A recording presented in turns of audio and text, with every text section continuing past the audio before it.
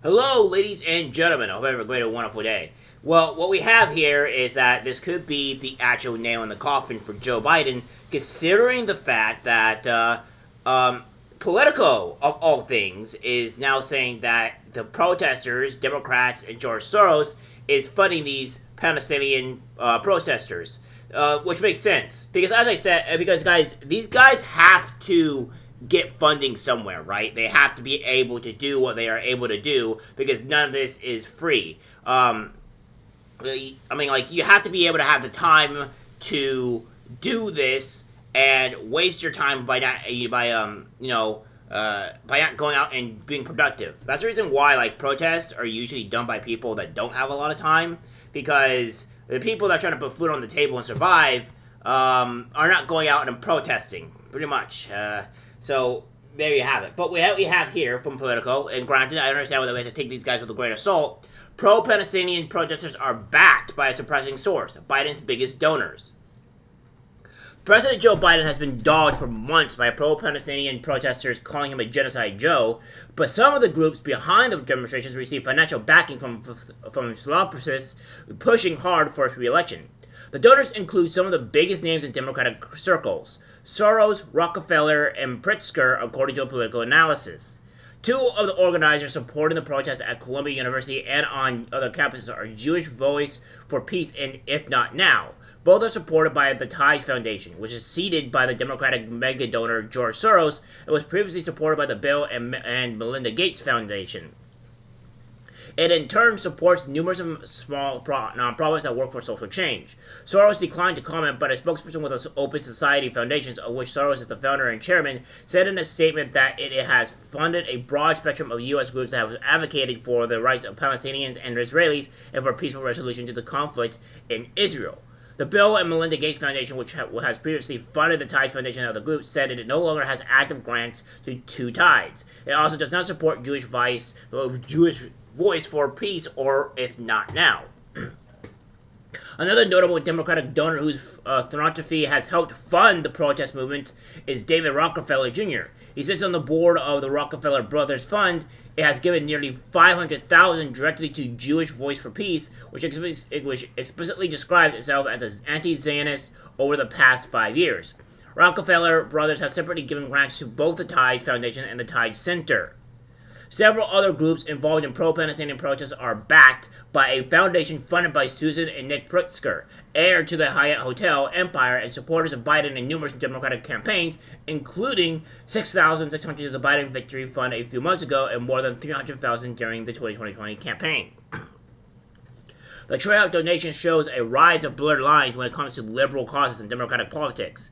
The money is sometimes but not always directed towards specific issues. Even if it is, it contributes to an organization's larger pool of funds, which should go toward opposing causes. After missions between the donors and nonprofits are aligned, but they also sometimes have different, and particularly when it comes to Gaza, conflicting agendas and tactics. And a small group of wealthy heavyweights are often playing on outsized role funding, many of them.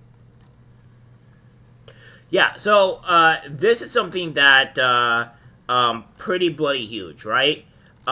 This is something that we have to this doesn't really help Biden at all, because pretty much what Politico is saying here, and they're not really addressing it, is that these mega donors, these people, these Democrats, and George Soros, they're actively funding these protests, right? Or at least they're protests for the most part, right? Aside from, the UCLA thing or some of the other things that happen in these colleges, which I would actually label them riots, because, well, they went and destroyed a building, and he funded that.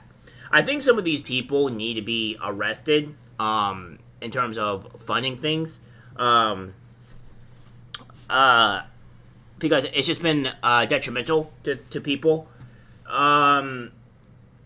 Now, here's the thing. I don't think people should be arrested for, supporting a cause or whatever that you believe in, or if you're funding people to, protest or whatever. I don't think necessarily that is a problem. However, when you fund things that are leading people to destroy or take over places, that's when I think criminal charges should start being let out here, because the UCLA riot was not good. It was bad.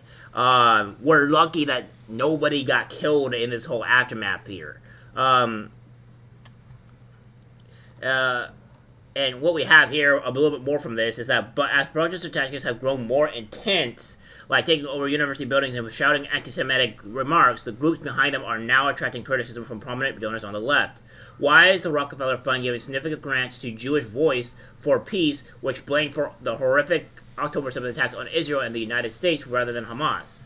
Says Jewish Voice for Peace, which did not return a request for comment, has been a leader in certain protests against Biden, including shouting genocide supporter at his glitzy furnace at the Radio City Music Hall in New York in March. So, yeah. It's not looking good for Biden. I think this is a thing here to where Biden is, is starting to implode, and I think people are not going to be able to deal with the aftermath and the danger that what normal people see. They see what happened at UCLA, and normal people are not going to say, "Oh, that's great." Normal people are going to be, "Oh, that's horrible. That's horrific. Why did they do this?" And if they find out that, of course, that the Democratic people and George Soros is actually, funding these things, then, well, at that point in time, you have, people start to want to back away. So hopefully this can reach some people's ears and start understanding. I didn't go through the entire article here because it's just mostly fluff for the most part. And I wanted you guys to hear just the big gritty about it. Because if these people are actually allegedly, funding these people, then it ain't looking good. Alright guys, that's this video. Like, subscribe, share. As always, take care, my friends. I'm disgusted by what I see in public. Even people closest to us can't be trusted. Cause it's algorithmic disease, the social media.